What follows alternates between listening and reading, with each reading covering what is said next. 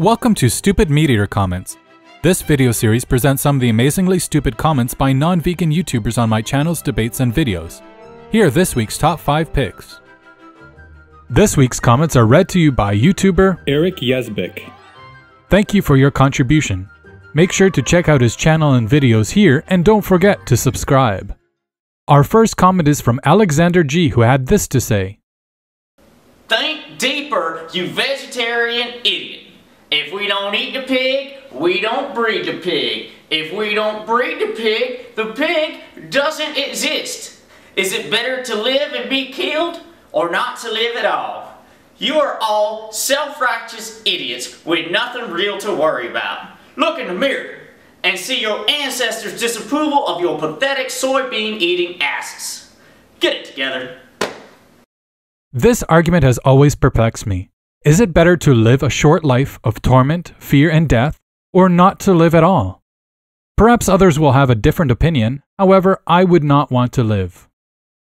If we look back in history, when slaves were brought over from Africa to the New World, there was a high rate of death on these ships from disease and suicide. These once free men and women, coming to grips with their future as property, chose to end it all. You can find it even in today's society, especially in the LGBT community, where children and teens are bullied by their peers to such an extent that they find escape only through ending their lives. We also see it in the highly debated physicians-assisted suicides, where terminally ill patients in tremendous pain and anguish wish to die early. We can clearly see that when we talk about humans and suffering, we can see, right or wrong, a willingness to end one's own life to end suffering. Yet, when it comes to other animals of the non-human variety, we seem to protect our desire for flesh and the continuation of exploitation of the animal's body and life. Onto this supposed self-righteousness that vegans are often accused of. Sure, there are asshole vegans and vegetarians, but don't kid yourself. You have a healthy supply of them in the general public too. Do you go around accusing people who are against racism as self-righteous? How would you feel if a person who thinks that slavery, racism, or sexism is a good thing came up to you and accused you of being self-righteous because you believe these are morally wrong? People are extremely sensitive regarding their personal lifestyle choices. Everything from diet, weight, smoking, religion, politics, and even fashion. If anyone makes a critical comment regarding any of these topics, the gloves come off. If the critical comment pertains to moral and immoral behavior, the tolerance level drops off the scale. Nobody likes their actions and habits criticized because nearly everyone has a high opinion of themselves, and their beliefs are part of their identity. Human history is fraught with immoral beliefs held by people who defended them tooth and nail. Veganism requires an examination of many of our daily choices, everything from what we choose to put in our mouth 3 times a day or more, to what kind of clothing and furniture we buy. I couldn't care less what you think of me as a person, as my vegan activism is motivated by justice, and not any self-centered ego masturbation. Our second comment is from CZamZ, who said, I respect the veggie viewpoint. However, I will keep eating meat. Most of these animals would have never been born if it were not for the demand. I only support free range, etc.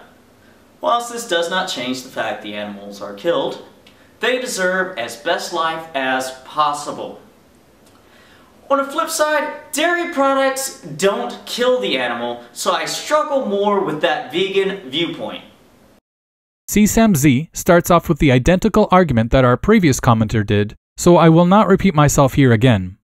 Onto his support of supposedly free-range animal products that he feels gives the animals the best life possible. Firstly, the best life possible would be one where animals are not human property. The animal's life, relationships, choice of home, freedom of movement all belong to the animal himself or herself. Many of these animals we have domesticated to eat were descendant from animals that roamed vast tracts of land and chose who they interacted with and who they mated with. No animal farming operation today can fully recreate a truly free life for farmed animals and remain profitable. Secondly, this fantasy of free range is more about marketing than about any real welfare animal improvements. The term free range has no legal meaning and no government regulation. The same applies to terms like cage-free or humanely raised. These terms are more about making people feel better about consuming animal products and thereby increase sales and profits, and less about any concern for the animals themselves. And thirdly, we do not need to eat animals to be healthy. The issue should not be about how we treat animals, but rather should be focused on why we use them at all. We have no nutritional requirement to eat other animals, and we can be perfectly healthy on a fully vegan diet.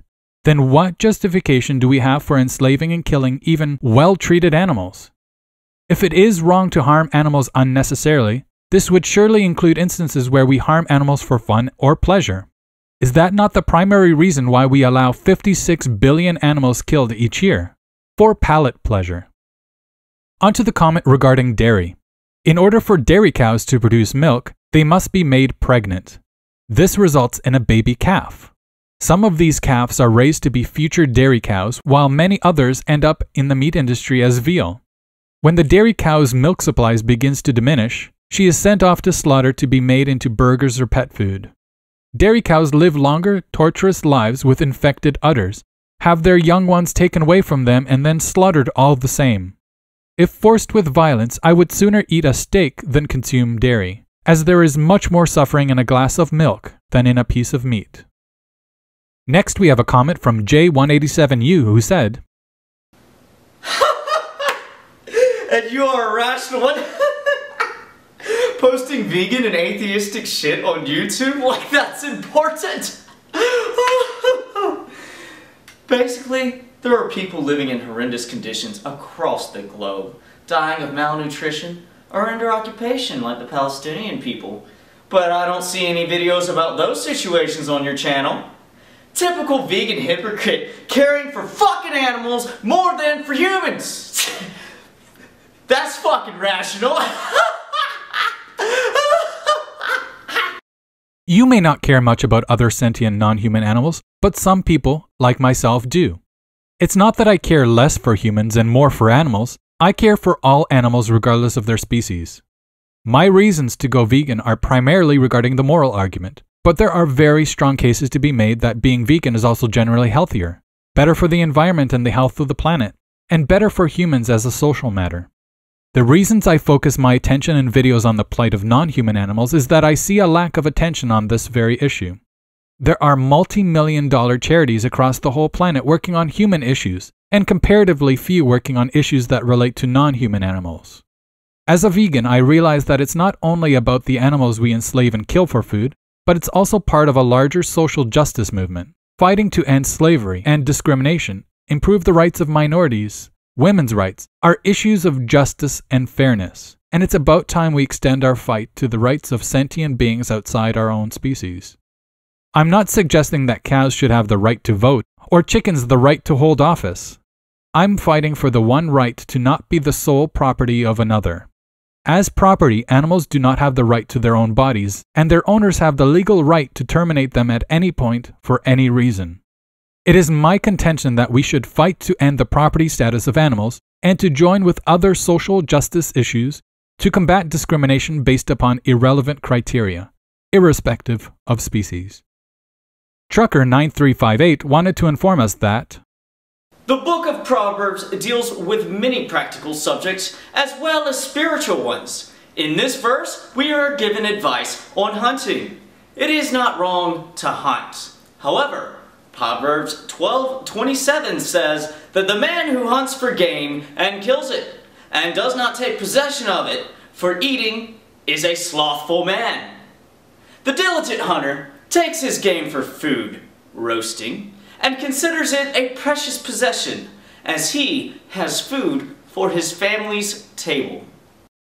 As an atheist, I do not believe in gods due to the entire lack of evidence to justify belief. For that reason, the Bible holds no authority over me, as it is just another book that makes grand claims that cannot be verified to be true. Quoting passages from its pages to defend animal exploitation is utterly a waste of time because I couldn't care less what it has to say. The morality of a society 2,000 years ago has little bearing on my worldview today. If I were to accept certain passages in the Bible as true, then I would have to hold views on slavery, rape, genocide, murder, and even science that I am not prepared to have. My worldview is far more morally centered than anything contained within the Bible, Quran, or the Torah. And rounding off the list this week is a comment from Moonbeam Writer1 who said, "Actually, saturated fats are very healthy. I consume a massive amount of them, and I am completely healthy. No high HBP or high cholesterol. Don't feed the myth." I am by no means a health professional, and at best I can direct you to more qualified people. However, this nonsense regarding the health benefits of saturated fat is horrible advice and is dangerous and unethical.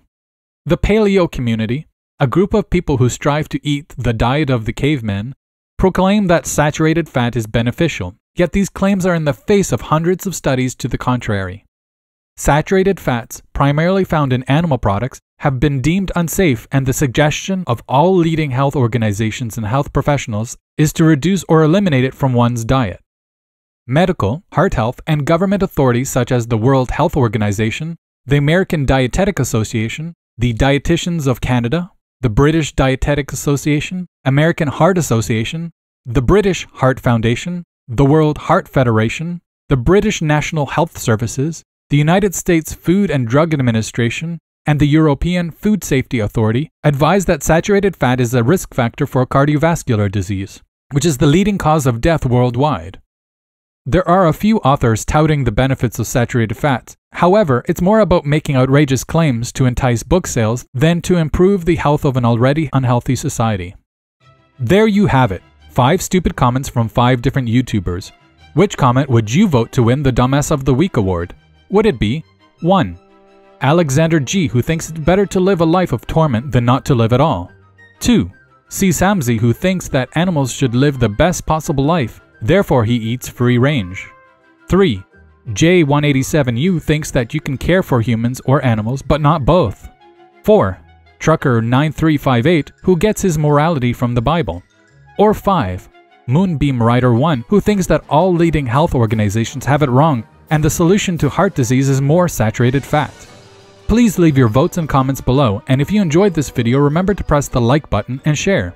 If you would like to submit a video or audio reading of an upcoming stupid comment, send me a private message.